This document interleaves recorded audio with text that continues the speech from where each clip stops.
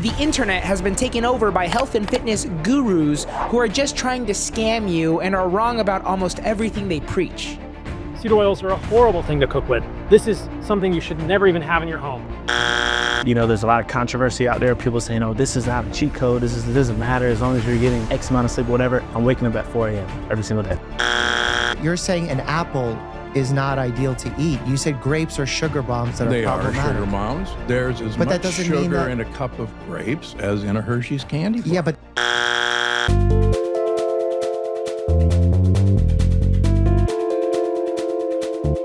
I'm very into health, fitness, and longevity. When I was younger, I never slept, I was 300 pounds, and even when I lost the weight, my diet was awful and I performed martial arts very irresponsibly. I've dedicated the last 2 years to reversing all the damage done to my physical body and my brain. I'm gonna go over some very hot topics in the health and fitness space. I'm going to give my honest thoughts on if it works based on peer-reviewed studies and a little bit of personal experience. I'm not just gonna pull these opinions out of my ass. If I don't know much about a topic, I'm either not gonna talk about it, or I'll just straight up say, hey, I'm not very educated on this topic, let me do some research and I'll get back to you. If I mention or reference any studies, they will be in the description below if you wanna take a read for yourself. That being said, let's get into the first topic of the video, seed oils. Okay, I'm already gonna start off controversial here, but I don't think seed oils are inherently bad for you. It feels like every few years there's one thing to hate on that's killing the masses and poisoning our children. In the 80s and 90s, it was popular to hate on the macronutrient fat. It was thought that fat was what caused obesity and fat gain. But now we know it's actually just a surplus of calories that causes weight gain. Then the pendulum swung the other way, and it feels like just a few years ago, everyone and their mom was on keto. People went from pointing their finger at fat to pointing it at carbs. Now everyone thinks carbs are what made your dad leave, killed your family, and made you gain 300 pounds. And now, seed oils are being blamed for every health problem in America. Higher rates of inflammation, heart disease, joint pain, fatigue, and so much more. Now, here's the thing with seed oils. The people who blame them for everything are a little right, but just a little bit, just a tiny little baby bit. The reason people think seed oils are bad is because they're high in a fatty acid known as omega-6. You need omega-6s for hormonal production, skin, hair, and nail health, immune response, and potentially even brain function. You also need the fatty acid omega-3s in your diet. It helps with heart health, brain health, and inflammation. You need a proper balance of omega-3s and omega-6s. You need more omega-6s than 3s, about a 4-to-1 ratio. The problem is that seed oils have an overabundance of omega-6s, and seed oils are frequently used in almost every fast food chain and restaurants in America. Due to how much Americans eat out and don't cook, this causes them to have more of a 20-to-1 ratio on omega-6s and omega-3s. This is what makes seed oils so bad, the overindulgence of omega-6s. That's what causes all the adverse health effects I mentioned earlier. So are seed oils bad for you? Are they really as bad as people say? Yes, but only in overconsumption, which sadly is very common in the American lifestyle and diet.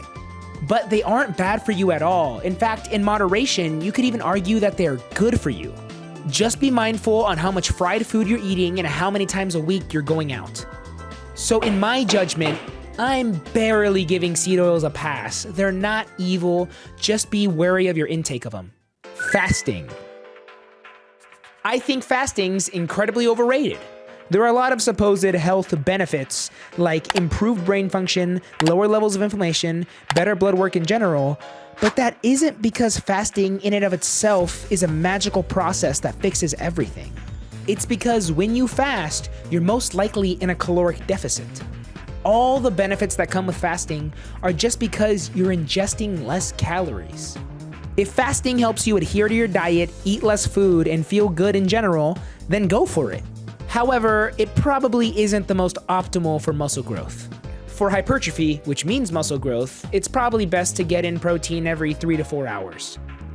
But as long as you're getting in your daily target of protein and other macro/micronutrients, you should be generally okay. If you aren't stepping on a bodybuilding show, then not everything has to be hyper-optimized for muscle growth. The sauna. The sauna to me is much like fasting. There are a lot of supposed health benefits like improved cardiovascular health, pain relief, and stress reduction. But most of these benefits aren't from the sauna itself, it's from the deep state of relaxation that the sauna gives you. So for that reason, I'm saying the sauna is just a little overrated. If the sauna makes you feel deeply relaxed and you just sit in there and go like,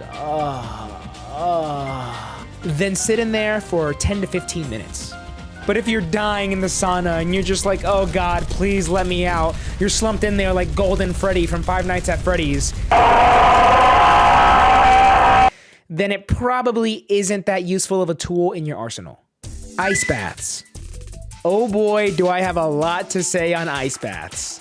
I feel like as of late, ice baths and cold plunges weren't as popular as they were about a year ago. For a little bit, it felt like you couldn't go 5 seconds without seeing someone eating food off a wooden cutting board and then jumping into a 10-degree pool.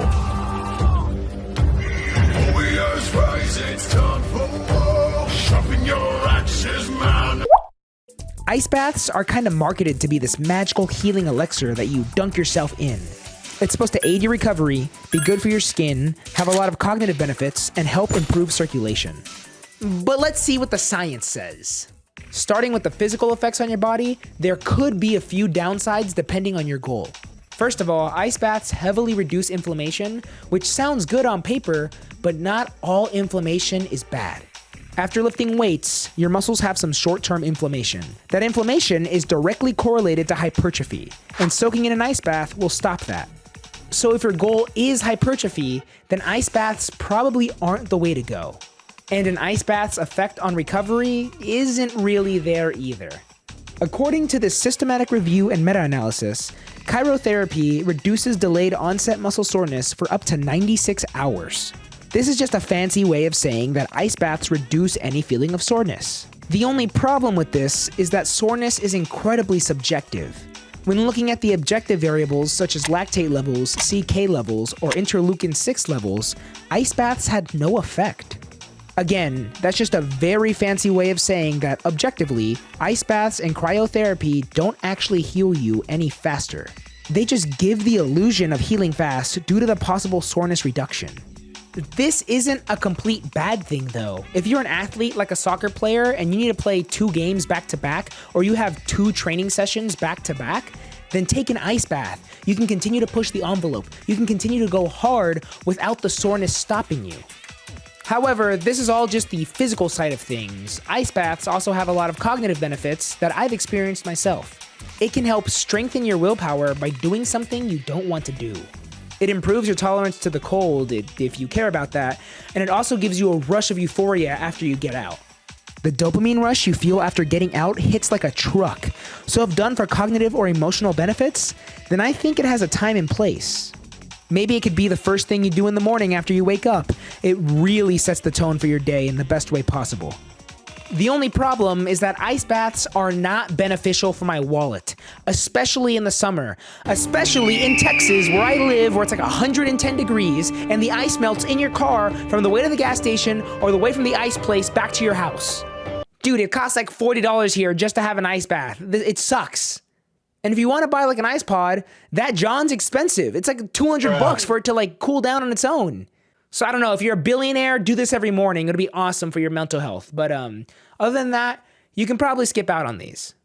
Fad diets. I'm just lumping in all the popular diets together, things like keto, paleo, carnivore, and anything that cuts out any major food groups. I think these diets are highly overrated.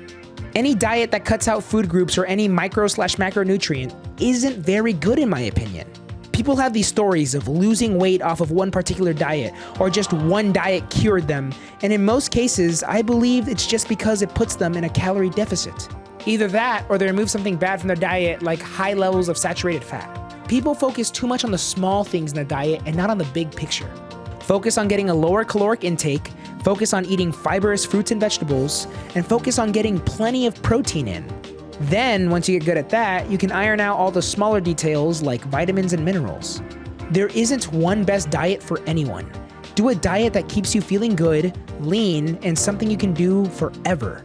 If you don't see yourself doing a diet forever, then don't stick to it. You're gonna rebound eventually.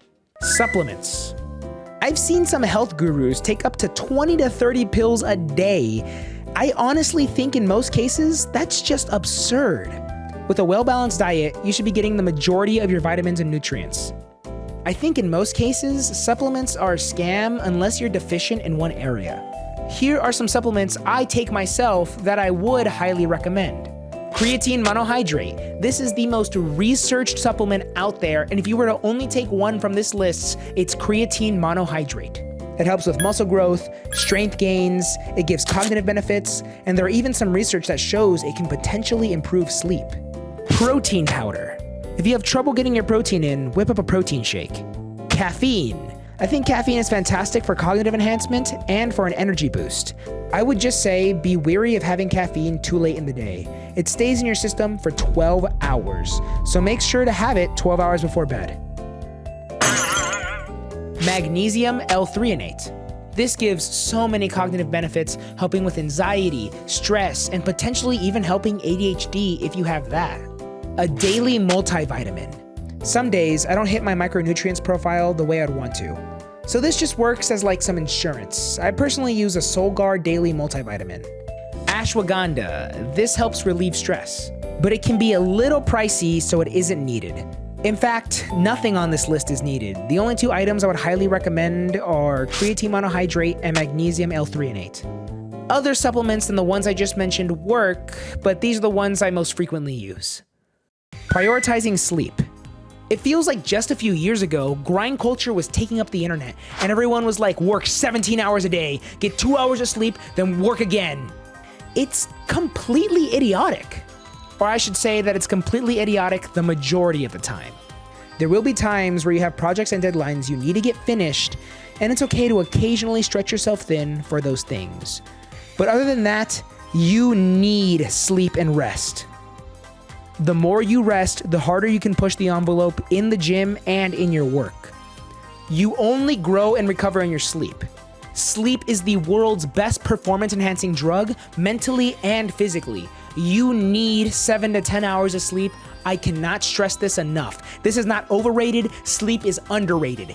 Get more of it, especially if you're an athlete, and super duper especially if you're a combat athlete. It's probably the #1 combatant of brain injury and CTE, either sleep or diet. Preferably, you would have both dialed in.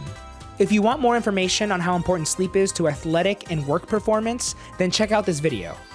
I made a video describing the importance of each stage of sleep and how to fix your sleep schedule if it's completely messed up. Honestly, that's all the topics I have today. I didn't expect to be filming for this long. Apparently, I'm very passionate about health and longevity. Misinformation is rampant on the internet. If something sounds too good to be true, it probably is. Someone is probably just trying to make a quick buck off you. Other than that, please check out another video on my channel. The video on this side will be chosen by YouTube for you. This is what the algorithm thinks you want to see, so check it out. I hope I helped at least one person on their journey. If not, I guess I'll just walk into the ocean and never come out. But if I did help you, or you want to argue and I'm wrong, please tell me in the comments. I will update this video, or I'll take a portion out. I have deleted videos in the past because I've accidentally spread misinformation. Anyways, now seriously, that's about it. Have a good day. I'll see ya. Bye-bye. Revoke your humanity. You're inhuman! Ruben, you're a weirdo freak.